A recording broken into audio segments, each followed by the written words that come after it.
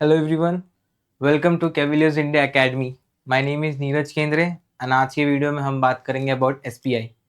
SPI क्या होता है, क्यों होता है, इसका मेन काम क्या होता है, आज की वीडियो में हम इसी बारे में डिस्कस करने वाले हैं. चलिए शुरू करते हैं. तो सबसे पहले अबाउट SPI. जो SPI है, it is basically services preparatory institute. ये इट इज़ एन ऑर्गेनाइजेशन जो स्टूडेंट्स को प्रिपेयर करता है उनके NDA एग्ज़ाम के लिए. अगर आपका सपना है फौज में जाने का, that is whether it might be Indian air force, Indian navy या इंडियन आर्मी, अगर आपका सपना है फौज में जाने का एंड आपको तैयारी करनी है उसके लिए, तो it is the best institute in India so far. SPI जो होता है ये बेसिकली गर्ल्स एंड बॉयज़ दोनों के लिए है. इसका जो सेंटर है गर्ल्स का, it is in Nashik and SPI boys का जो सेंटर है it is in Chhatrapati Sambhaji Nagar. अगर बात करें इसकी एलिजिबिलिटी क्राइटेरिया की, लाइक कौन दे सकता है, तो सबसे पहले you should be a domicile of Maharashtra.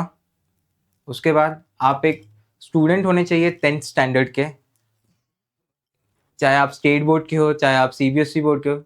Board से कोई कुछ मतलब नहीं होता, बस आप एक 10th स्टैंडर्ड के स्टूडेंट होने चाहिए.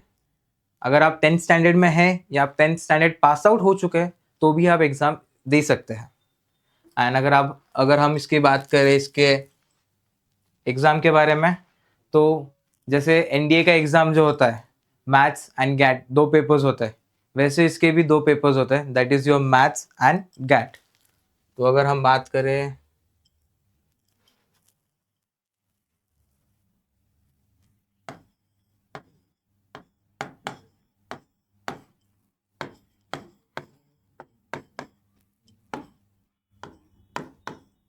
इसमें आपके मैथ्स के होते हैं 75 क्वेश्चंस प्लस 4 मार्क्स अगर आप सही जवाब देते हैं, एंड नेगेटिव मार्किंग भी होती है इसमें, that is -1. Same criteria for your GAT, 75 questions होते हैं इसमें भी प्लस 4 मार्क्स होते हैं एंड -1 नेगेटिव मार्किंग होती है इसमें. अगर इसकी बात करें तो इसको कंडक्ट कराता है महाराष्ट्र स्टेट गवर्नमेंट एंड ये एक एनुअल एग्जाम है. ये सिर्फ साल में एक बार होता है, that is in your around April month में होता है ये एग्जाम. अगर हम बात करें इसकी सिलेबस की, तो जैसा कि मैंने जस्ट अभी बताया, इसमें मैथ्स होता है एंड गैट होता है. गैट में आपका इंग्लिश आता है एंड आपके बाकी सब्जेक्ट जैसे कि geography, history, politics, economics, current affairs and English most importantly ये होता है. तो सबसे पहले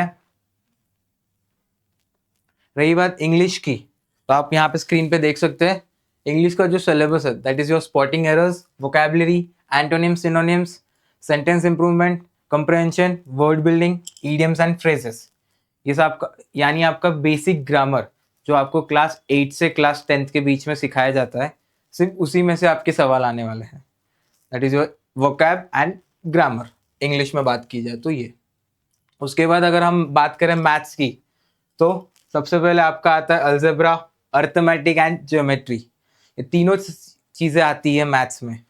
तो आप देख सकते हैं यहाँ पे, that is arithmetic progression, geometric progression, quadratic equations, probability, stats, circle, geometric construction, trigonometry, coordinate geometry and mensuration. अगर आप इसकी डिफिकल्टी लेवल की बात करें तो it is same as your NDA exam. यहाँ पे भी उतनी ही डिफ़िकल्ट एग्ज़ाम होती है. अगर आप SPI में जाना चाहते हैं तो सबसे पहले आपको देना पड़ेगा एक रिटन एग्जामिनेशन. उसके बाद अगर आप एक कट ऑफ क्लियर करते हैं उसका, तो आपको देना पड़ेगा एक इंटरव्यू छोटा सा, एंड आपका बेसिक मेडिकल टेस्ट भी होगा वहाँ पे, जिसमें आपका बेसिक हाइट, वेट, BMI वगैरह चेक करेंगे. एंड उसके बेसिस पे एक मेरिट निकलती है, जिसके बाद आपका सिलेक्शन होता है SPI में. अगर आप बात करें वैकेंसीज़ की, तो जनरली इसकी जो वैकेंसीज है, for boys it is 60 and for girls it is 30. And आप अगर फॉर एग्जांपल आपने 10th में एग्ज़ाम पास कर ली इसकी, तो आपकी 11th एंड 12th की पढ़ाई वहाँ पे होगी SPI में. साथ ही साथ आपको NDA के लिए भी प्रिपेयर किया जाएगा. आपका वहाँ पे फिजिकल ट्रेनिंग भी होगी, एक बेसिक मिलिट्री ट्रेनिंग भी वहाँ पे आपकी होगी. उसके बाद साइंस में अगर बात करें तो आपके 3 सब्जेक्ट्स होते हैं, that is your physics, chemistry and biology. Physics में आपका यहाँ देख सकते हैं, that is your electromagnetism, light and electric spark. Biology में basic bio, that is your life cycles, mapping our genes, life internal secrets and regulation of life. उसके बाद अगर आप केमिस्ट्री की बात करें तो बेसिक केमिस्ट्री यहाँ पे आपसे पूछी जा रही है, that is your 8th 9th 10th की स्टैंडर्ड का लेवल का पेपर होने वाला है। ये इतना कुछ डिफिकल्ट नहीं होता है। उसके बाद जैसा कि मैंने आपको बताया था, गैट में आपके बाकी सब्जेक्ट्स भी रहते हैं, दैट इज इकोनॉमिक्स, ज्योग्राफी।